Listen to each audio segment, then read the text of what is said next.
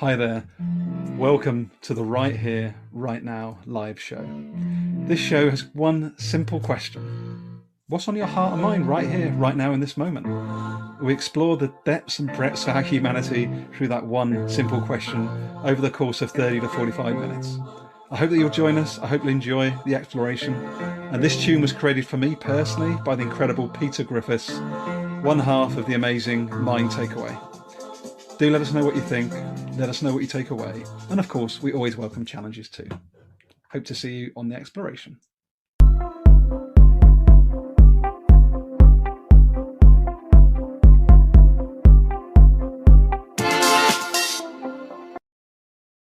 Hello, hello, hello. Wherever you are, if you're on YouTube, LinkedIn, probably not on Facebook, because I've got like one person in that particular group. Hi, Heather. How are you? I'm all right. I was just boogieing to Pete's little ensemble. I love it. Pete, it's amazing. How good is it? How good is it? It's like, and by the way, there's a whole episode of Right Here, Right Now live with Peter as he and I discuss the creative process, which I know will get just intuitive, minimal brief, go explore. It's amazing. So Heather, how are you today, my friend? So good to see you again. I'm so happy to spend time with you, like actually looking at each other, because we've normally had conversations on Clubhouse. So I put my best dress on and even lipstick on for you today, Gary. That's how excited I am. That is, well, I'm glad you're that excited. I'm excited as well that Elise has joined us. Hi, Elise. Thanks for joining Heather and I today. Do chip in as we go. So, my friend, you've been on quite a journey yourself in recent months, but let's start with that little seed of a question, and people will get to know you as we journey for the next half an hour. But what is on your heart, Heather, right here, right now, in this moment? We'd love for you to explore, and a little hello to you from Elise as well. Hi there. Oh, hi, Elise. Nice to see you. What's on my heart and mind? On my heart is bursting. I have so many amazing people around me. I can't believe I'm so grateful that I get to spend time with people and work with people, right? That choose me. I'm like, woo. And on my mind is I've been through a bit of a pivot pass. This is what I've called it. I thought that's quite exciting. I've got to this edge in my work and my business where I've grown. There's, I guess, a point now where I want to bring everything together and kind of have like a one place, one stop experience for anyone who's in my realms, for either access of support, growth, and I guess brilliance, really. So that's kind of what's on my heart and mind at the moment, and it's been a great and scary journey. That's what I'd say. Oh, we've got to share a bit of that juice with us today. We can't let that go, Heather. Cannot let that go. What's really interesting, I want to use one of my own words, if I may, and you can tell me if this is right or not. I heard and saw in your body as you spoke, integration. There's something about integrating all of these different bits. Is that relevant or is it not? Oh my God, totally relevant. The piece that I wrote this morning was about bringing everything about me, my brilliance, greatness, brilliant abilities, like bringing it all together.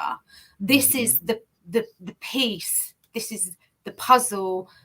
The pieces have all come. I'm bringing my coach mastery. I'm bringing my business growth strategy and exceptional relationship building, kind of service building abilities, I guess, qualities together, and building one thing, powerful thing that this is like the second time I've said it out loud, so I feel it everywhere.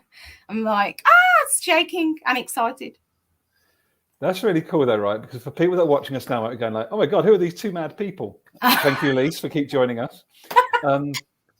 But I think it's really important, right? Because for those that might be working in corporate, those might be solopreneurs, might be at home looking after family.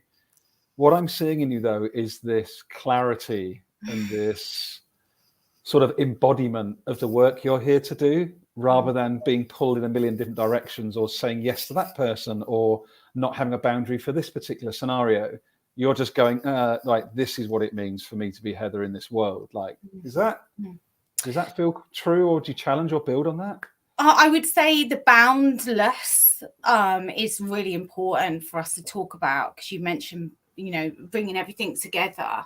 And it's a good message. And look, anyone that's listening, if you think someone that would really benefit from this conversation, I would love for you to invite them to come and join us or share what we talk about.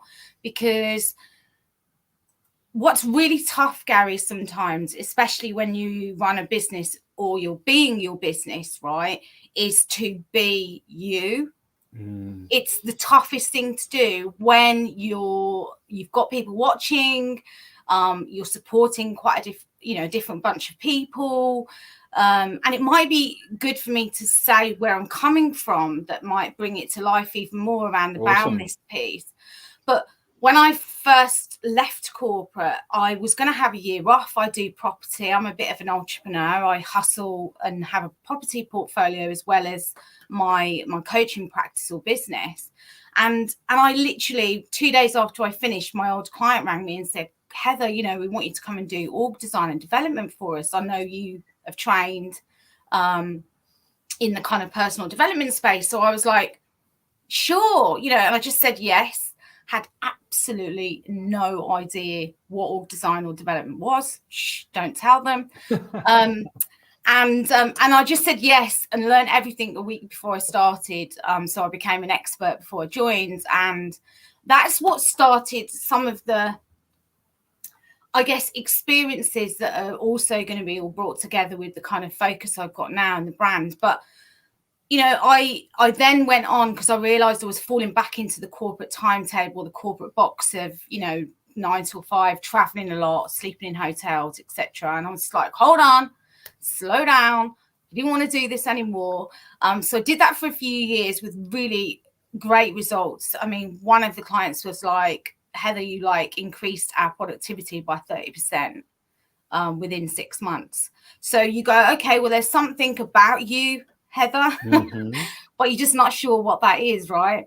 So I started working with more smaller businesses. So I was bringing groups of different business owners together and supporting them through maybe their pivot or discussions around direction, which is when I first, I guess, started using some models as a crutch with clients, right? I started bringing in different forms of strategy pieces, different forms of business growth, kind of, I want to call it, approaches that suit the person, right?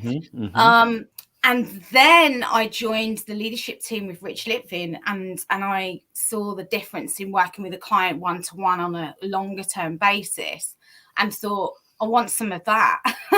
So, 3 or 4 years into my business, I start working with then individuals more on a long-term basis. And throughout all of that experience, there was 3 things that really kept mirroring back to me to tell me, Heather, this is the thing, this is what people come to you for. And I hadn't put them all together until about 4 months ago. One is, you can put me in a room full of strangers and I know within half an hour, they will have worked through something that's on their mind. They would have been open, they would have been honest, they would have been felt vulnerable, right? Ability to be vulnerable. Yeah, I created the conditions for people to be vulnerable. So that was one. The other thing is, I have this unique ability to be able to see into the realms of possibility before anyone's got there, right? For the individual people that were working with me, I could see their brilliance. I could believe all the things they wanted to become. And I created the space for them to move into that, right? And then the last thing I think was me. I didn't have at the time the courage to be one and support many. I was trying to be loads of things and support loads of people. Right. So, whereas I was still supporting corporate people, I was still supporting small businesses. I was supporting then coaches because I built a learning coach community. All of these things were happening.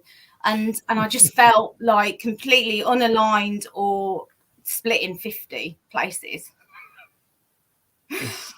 So basically, I'm just bringing all of those things to one place and saying to myself, be you, and everyone else then will find a place to be served in there. And that's what we've got to. What are you laughing at? You talk Does about this resonate with you, Gary? Yeah, like I've literally almost got like a tear in my eye, right? Because this is exactly the space I am in the last 7 days since we did this 2-day gathering last week. Everything is dissolving, like who I thought I was, what I thought I was here to do, and it's so linked to what you just said, which is your own become. Like until we, and this is really important, anyone watching this, and I'm still in this process, whether you work in corporate or you don't, you are so much more than the box that you narrowly wedge yourself into. And what you're speaking to is breaking out of that box, go, no, I am enough as Heather. I own who I am in the world. And I know I'm bloody good at what I do. So let me go and serve with that full energy and passion. And I'm still in that process of very much still, and I'm happy, like I'm in corporate. I've got a much clearer view as to how I can serve the wider world and corporate. But I've been really like doing all of it. And I think you, and it's not a problem in and of itself if you're clear how you serve. But if you're not, that's where that discombobulation comes from, right? And like no one really knows what you're here to do, because you're there for that person, but you're coming through in this brilliant, like, I am Heather, I know what I'm here to do, I know what I'm good at, and that's how I'm going to serve. And like I'm picking a bit of that, and that's why I'm grinning, because I'm just like, I'm so like on your coattails. I'm not quite there yet, and I'm so proud of you for being there. And I can see in your energy, and I'm sure Elise and others can see in your energy just that. The freedom. I can see the freedom in you that comes from not having to second guess. And firstly, discombobulated. It's my favourite word, Gary. I knew you were going to get it in there. So hail to that. Let's celebrate. And absolutely, the second guessing is the overthinking, the sleepless nights, the I should be doing more, right? All of those sorts of I need to be more, I need to do more, I need to something more, right? And we get attached to feeling like everything in front of us isn't what we need. And I know we've talked about this before on many of occasions, but for people that are listening, I want to know, like, does anyone else feel like the overthinking is a waste of time, right? It's a waste of time. I can confirm it's a waste of time because what goes on in here never gets realized. What we desire in here, what we desire in here, in ourselves, will never get realized until we're out there asking for it and embodying that we deserve what we desire.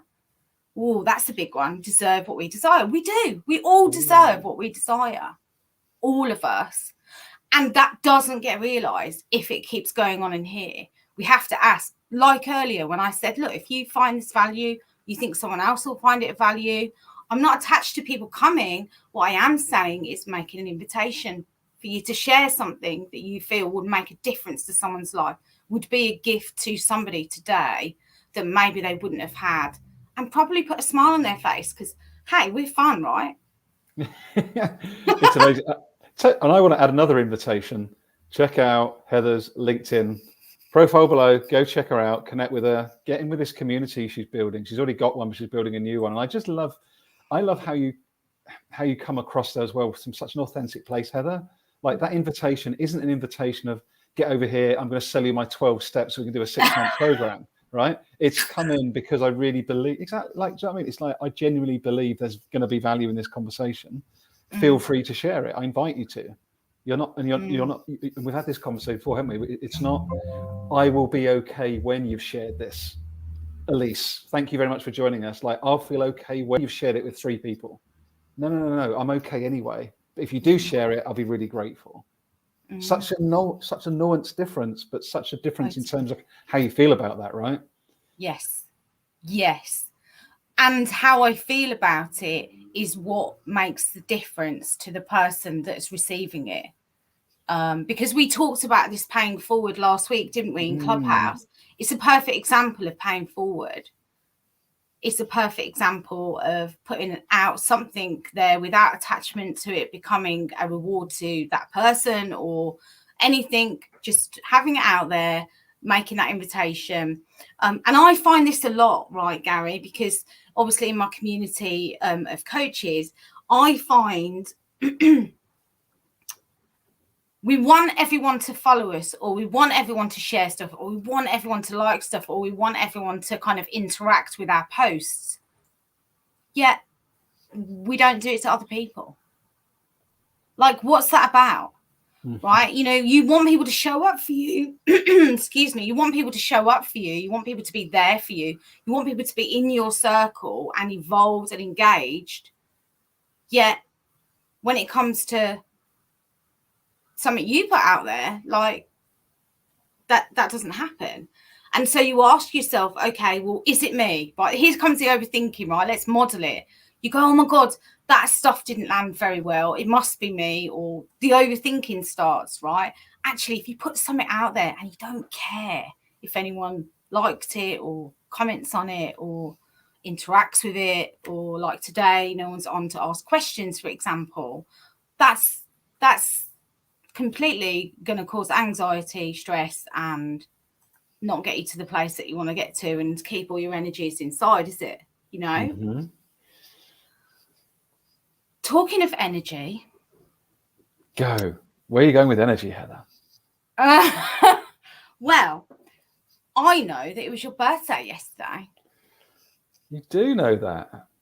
So there's absolutely no way that we can share a live with you without a birthday cake. That's amazing. Thank you, Heather. And that's actually going down in like right here, right now history. Never happened before. Love it. Absolutely. So I'm wishing you a happy birthday. Thank you. The bonus is you don't get to eat the calories. I can eat it for you. So happy birthday, sweetie. That is what you call paying it forward. Make a wish. Make a wish. Blow. Magic. Magic. That's really sweet. Thank you. That's really made me chuckle. But make sure you do eat it. I've still got like half a cake left to eat, so it's going to be fine. Definitely. It's going. But thank you. Finishes. I'm eating it. But you know something? It's funny. You talk about energy though, right? In this, it's really funny. Like 45 years around the planet, as they say. Got around the planet 45 times. Yeah, I feel like, you know, you should keep having these lessons, right? Whether it's from family, friends, through the work you're doing or whatever. There is always something to be learning. There's always something to be getting curious about. And I think the day we stop doing that is when we might as well not be here. And that's why I'm really excited. I feel like I'm getting more curious as I get older. It's weird. Do you find that? Yeah, there's absolutely a lesson in every single moment. And if we're not curious about why things have happened, but curious as in, you know, not overthinking curious, but questioning things that happen, we're not going to grow. We're not going to go. What I say is, in the going is the knowing, right? So when we move forward, then things start going, oh, yes. The minute we don't choose to do that because we're waiting for clarity to move forward, overthinking happens. Right, now talk about, like, there's a lesson for me again, right? A reminder from Heather today, and for all of us, if you're watching this live or watching this back, this whole, like, that is just the embodiment for me of iteration and experimentation, which I also call being playful. Yeah. Right? Being playful is like taking that step without knowing what's going to happen. Yes, it takes vulnerability in a way, but where's the fun if you're not actually taking a step into the unknown once in a while, right? Like you're doing right now. Yeah, I mean, I'm sharing this change with my network and my clients.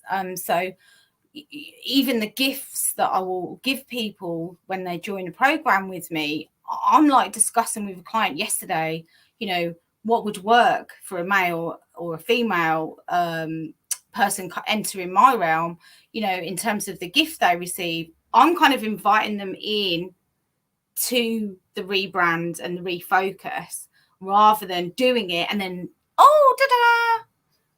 right? Because there's way more fun in that. There's way more fun in going along the journey with everyone that's already there. Because guess what? When you get to the end and it's there, they're with you. Rather than you doing it on your own behind the scenes.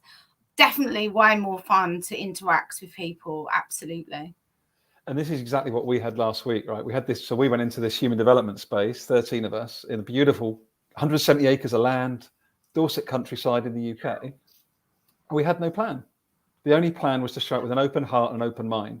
And we co-created the agenda header from nothing based on what people brought into the space. We got to know each other, and it got really deep, really quickly. We ended up with like 5 facilitators over 5 days, just doing what felt right to them. And everyone co-created, agreed what they wanted to go to, what they didn't want to go to. It was the most freeing but powerful experience I've ever had at a gathering like that, ever. Mm-hmm. And it wasn't planned. It was just an experiment. Like, we just went with the flow, literally, based on what we were discussing in that moment.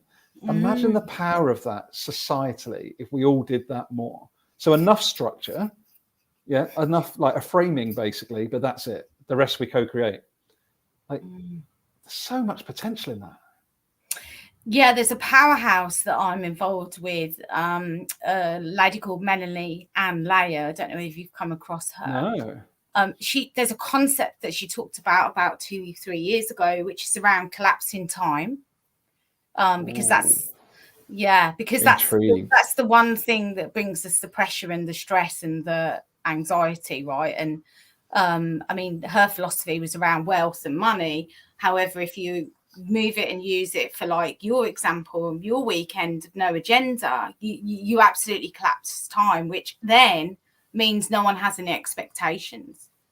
Which then, when no one has any expectations, guess what? They're more curious, they're more open. There's no like, what did you come here for? And did you get that? It's what did you come here for? And actually, what was the actual thing that you came away with? This is brilliant, right? This is so collapsing time. That really struck me at like a bodily level. I'm going to research that. Thanks for sharing that. And I think the other thing that's amazing about this part of our exploration today, Heather, is that we're so wedded. Society has taught us that we must get the ROI on this, or we must know exactly what we're doing before we put money into it. It's so not how nature works. Nature just grows. What happens to our nails? We don't actually sit there and go, oh, I broke a nail. Let me just actually have a chat on my nail and see if in 3 months' time, how long's that nail going to be? How thick will it be? So why do we do it with like workplace? Like, in our lives, it's mad. By the way, I've never used a nail analogy before, but it sort of makes sense. Oh, that's the whole fun part, isn't it? I mean, I talk about money flows where energy goes, right? So, if someone's focusing their energy on time, then guess what? You're never going to have enough. The same as money. If you're focusing on the money, there's never going to be enough for you to do what you feel like you want to do. So it's agreed. It's flipping it the opposite way around. It's, if everyone's energy flows in the right direction, then the money will come, the growth will happen. And, whatever's going to be realized. It's when you have like this divide and this lack kind of experience, one person wants something, another person wants another, and they both feel like they're lacking in something. Without those two people working together, then the money won't flow. I mean, we don't want to go too deep here around currency of exchange, but in a lack environment or culture in organizations, especially in my version of me when I was doing that, it always created conflict, and it always created lack of communication, because guess what? No one wanted to show this side of them and no one wanted to show that side of them. So guess what? Nothing happened that would grow exponentially because there was that lack thought process and environment. So, I mean, I don't know where that leaves us. What I find really important, though, that we've ended up flowing in this direction or coming to this kind of area in discussion is actually, because I think I mentioned this to you a couple of months ago, if we view love as the currency, not money, if love was the only currency we exchanged in, and how we saw ourselves in any cultural environment, in any relationship, then how would that go? And that is a Clubhouse room that must actually come into being. Maybe that's part of our chat today, because just think about that, people. If you're watching this live or watching it back, just think about that. Like money, love, thinking, it doesn't matter what concepts we put on it, it's just energy. It just happens that we collectively uphold the system of money because there's something physical that we believe that it's worth, right? It's not worth anything. It might have 5 written on it, but it's not worth £5. It's just because we conditioned ourselves to believe it's worth £5. It's not worth anything. And there's something, we should go down this rabbit hole, because it's important. Because what if love was the currency? What if we traded? Because go back hundreds of years, right? Think about bartering. People used to trade their skills, which is an act of love. I know how to fix a horse and cart. You know how to build a house. So I'll tell you what, let me help you with a horse and cart, and you can help me build my house. That's an act of love. It's just a different type of exchange. The problem with money is we've over-indexed it now, that money means power, and power means supremacy. So it's become money's a vehicle to dominate rather than to build connection. I'm thinking about that. We always, I know we always muse in the moment. I'm thinking about that. I mean, does love help someone feel more powerful then than money? So I know I've seen it, being out there as a lonely coach, working with people that have got multi-million-dollar pound businesses, and they're not happy. And so they may well feel powerful in the business. When they're out of the business, actually, what have they got? Love this. So, I think, people may well have that. I would call it a belief, right? Because look, if it served you so long, I can talk from my own experience that my idea of success up until the 39 was, to have more money, material, external things, blah, blah, blah, possessions, etc., etc. So that was my idea of success, safety, security. That's what I fought for. When actually I realized I could have all of that, but no one was around me, and I spent a lot of my time on my own if I wasn't working 24/7. To then think, okay, if I flipped that kind of currency, that material thing, into having the right people and the connection around me, how much more powerful I'd feel. And I can confirm 100%, given my answer to what's on my heart, that having the right people around me, supporting amazing people in my client base, does make me feel power and full. So I think, there's a hyphen there. I think it's power and full. Love it. Yeah. See, and what you spoke to brilliant for me as we look to wrap up today, Heather, and thank you for building on this, is there's something beautiful in this, that the power is an inside out job, that full of power innately, rather than the desire to be powerful to dominate others. Yes. And I think that's a lovely, lovely thing to leave people to think about, is where do you find yourself? If you're watching this back, do you find yourself striving to feel powerful, full of power from the inside out, connection, love, embracing what's around you? Or are you seeking power over, or the belief that you will be enough when you have the car? And by the way, what is it about 39 years old? That's exactly my story till I was 39. Like, what is it about being 39, Heather, for you and me? Funny, isn't it? I think at 39, the part of you that gets activated is you have the ability to see things aren't serving you as well as you thought they were. I think that's the premise of 39. Yeah, that's what it activated for me anyway. So much. You are an amazing human being, Heather Egginton. Thank you for joining me on this show. Lise, thanks for joining us. If anybody watches this back, please share in the comments, share this chat with someone you think might find it valuable. There are so many nuggets of wisdom in here. Look at Heather's LinkedIn profile, follow her. Which is going to be changing. It's going to be changing. I'm so excited. You'll be fine. You'll be fine. Find this amazing human. And Heather, I want to give you the last word. Do you want to offer any invitations or calls to action for anybody as we go into the rest of our day today? I would love to. Thank you for giving me the opportunity, Gary.